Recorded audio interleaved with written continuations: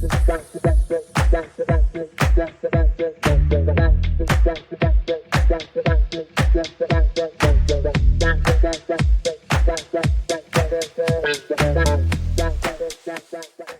good morning. I'm Ramonda Raven, a realtor here at the American Realty, and I'm with Gina. She's a mortgage lender. And Gina, can you introduce yourself? Yes, I'm Gina Lemelin, and I've been in the mortgage business for 30 years. I have an extreme passion for home ownership and am campaigning for what a wonderful thing home ownership is right now. Awesome.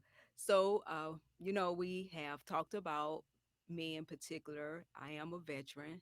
I purchased my home very late, uh, the back end stage, and there was some things that had to be done. And so we're going to talk about that starting point that people don't realize that has to be done prior to the pre approval stage.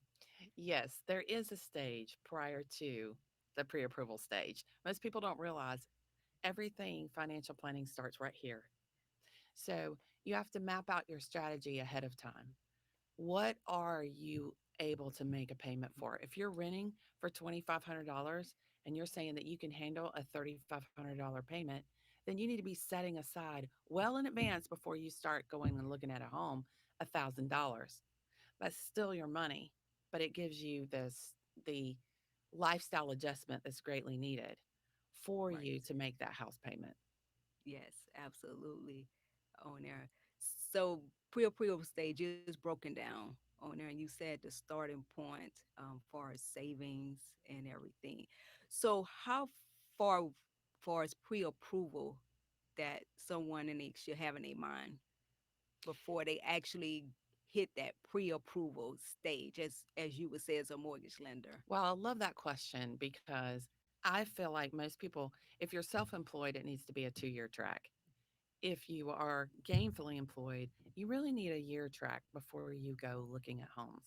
Just adjusting your budget, thinking about where you want to go, what you want to do, mapping out in your mind how you want this to play out. What we see a lot is a client will just all of a sudden, hey, I think I'm going Right. to move. And before they even get their numbers in line, they go speak to a real estate agent. And the very Absolutely. first thing, it's all about the numbers. Yes. Everything is about the numbers because you're going to be making that payment for even if you only keep the house for 5 years, you're signing for 30. So Absolutely. it's a long term commitment and it just requires a little more thought and preparation ahead of time. Absolutely.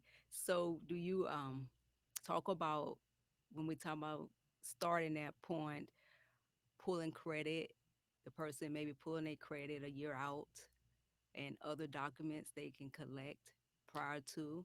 That is a great question. So if you're self employed, absolutely someone needs to look at your tax returns and give you some advice there. This, but in order to do the credit, I would recommend a soft pull credit report pull, and I would recommend a mortgage pull because I don't think a lot of clients realize there's four different scoring models. So what you see online is not the same thing that a mortgage provider is going to see. A Right. soft pull means they can do an internal pull that's not going to show up anywhere. It's not a hard inquiry, but there can be some guidance there on what needs to be done to get that credit cleaned up. And you can have a roadmap. Do you need to open some secure Right. credit? Do you need to pay off some debt?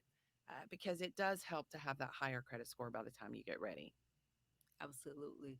So, if I was pulling my credit and I see something that I say, oh my God, I'm really concerned about that. Is that something like right at that point I should worry about, or should I just go through the stages of collecting everything first and then talk to a mortgage lender? I think credit is first and foremost for what needs to happen. If you are concerned about something on your credit, I still would consult with a mortgage person and get their take on what needs to happen.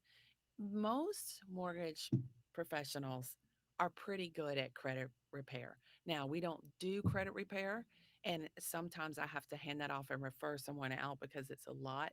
But for the little mild tweaks, we see it in bulk and we see it a lot. So we have some decent recommendations and some software that we can give clients to look into. So we will look at the credit, we will look at the income. But Yes. for a salaried person, let me just say this. People come to me all the time and say, what am I pre-approved for? And I say, you tell me, what payment can you make? Because Absolutely. you're the one on the hook. So it is important to have all of those things looked at. But the most important thing is that the client have a really good understanding of what they can do and be solid Yes. on those numbers. So I would have my advice to a client would be Yes. yes, have a mortgage person look at everything, but also take time to learn the numbers, just basic numbers that you can calculate yourself, because that's part of being a homeowner Absolutely. is being able to understand those numbers and get a real good grasp of what it takes to Okay. to finance that home and to Absolutely. pay the home. The pay in the home is the most important part. Yes. Well, thank you, Gina. That was it for today. Just want to recap that the important part to start home ownership is having a plan and starting, preparing prior to that, and then get with a mortgage lender. Yes. Yes, thank you so much. You're welcome. Thank you.